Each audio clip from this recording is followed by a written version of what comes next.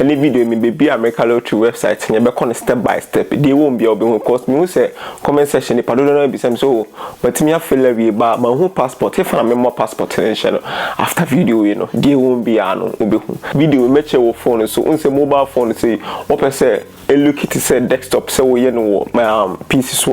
one to be browser Chroma no about request for desktop site won't say a be it say desktop 9 at the amount NTN say me na me from website na me show step by step kwanya e bitimi afa so apply America Lottery 2024.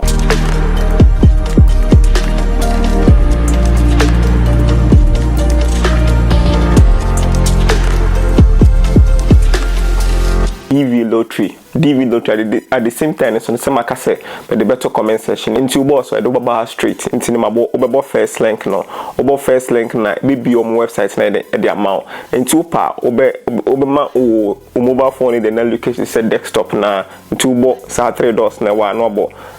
desktop site my request for desktop site no into oba say na be mount bia welcome then open instructions no person kind instructions na obetimi about DV 2024 instructions at the same time so no my instructions in the video about betimi me pin wa and to betimi about so no kokofie sa 18s na ese uhu no enti oba ha obetimi have photo samples na ese ka submit kon cause photos no mostly mu disqualify man for be pray enti bebo begin entry na last year so ma mo hwe me video na dey apply na say last year ma mo apply na so no opeso checking who say wa we near obo last one so I check status okay until ne afina be apply until be begin entry okay until bo begin entry be catch us say channel wa ha no the same thing e dey e fa sha ha no abo picture na e dey sha DNNT6V6 no abo submit to bo submit be am see abe fele nti ha no nya afina me bobo me de na shame step by step but me move go through step by step so the obe hu de wo be no be hu nti oba ha family name obusu edin amode ama no wabode asha di kan ka video ba ko ne se wo passport wa na se afina kwakwaje passport make sure say din na wo ba asha and the same thing na obeje wo passport no wo mpacho uti si din no the same thing na appear wo passport se ha no middle name nka ho passport no enye se middle name ye de e ka ho passport no middle name ka ho na DV na middle name ka ho na wo we ni a ombe disqualify mpacho emphasize na ye de entiatim no wabo family name wa ha first name uni middle name wa like udino ebia yebo Samuel uni yebo Kwaku Samuel na chese uni middle name then no wabo no middle name ene wa ha no wabo watike no middle name nti wabo di na hye ha no family name wa ha no wabo o first name na ere hye ha no wabo choose your ba na bema no choose first one do choose first one na date of birth first one year month na mfimfini de ni day nti ye will be 20th November no aboni year na last one nti yenhwening na one by one okay now in the city where you were born city baby I wo no wabo e dia shaha country I wo meaning say na Ghana for na every video na at the same time so no are you claiming eligibility based on the country where you were born no wabo yes and na photo sample no in case of say me full video about me the moment ko photos na say won submit your fan kono nti we o picture we are no about upload we choose photo no about upload the picture na there shaha then care of cause in the mailing address no in case of you must send you me have to say bia all to there and I say bia obi send ya there ma post officer nti mailing no say bia o mail no e obi dia umeo ne obi dia ni bia even say sorry bi dia even say sorry bi dia na wa boy bia care of Kwaku we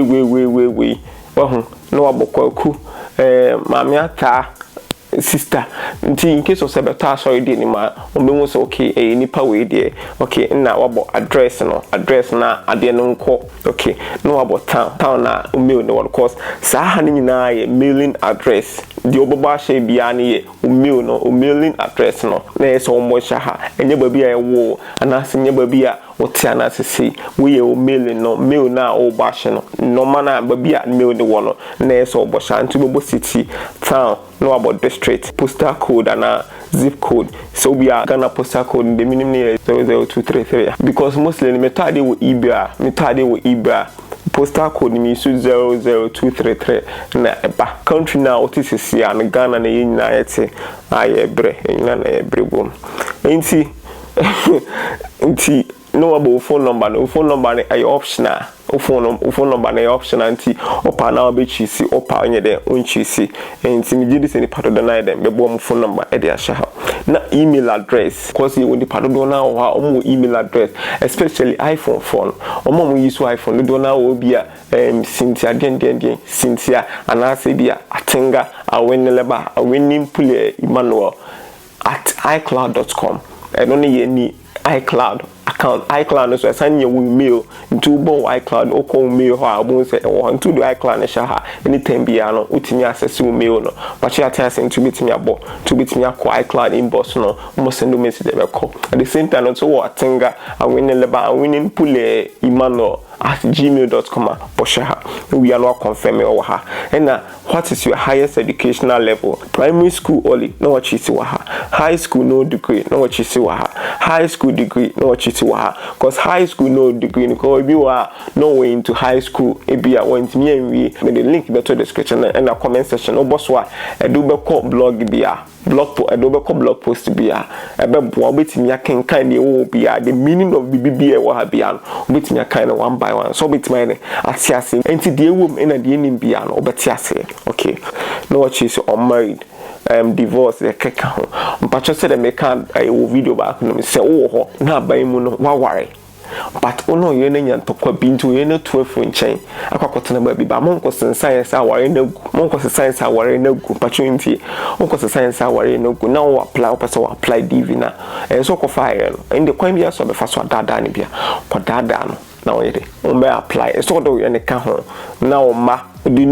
o mu nyina de odi o mu nyina ka ho enye so within for say e bia aban mu waware ono ye no ma wo ma sesese na still a on form ka ho so di nyina de e ka ho emphasize dem treating pa bon kra no number e de ahya so wa wo makomako 40 na wabo na bia 40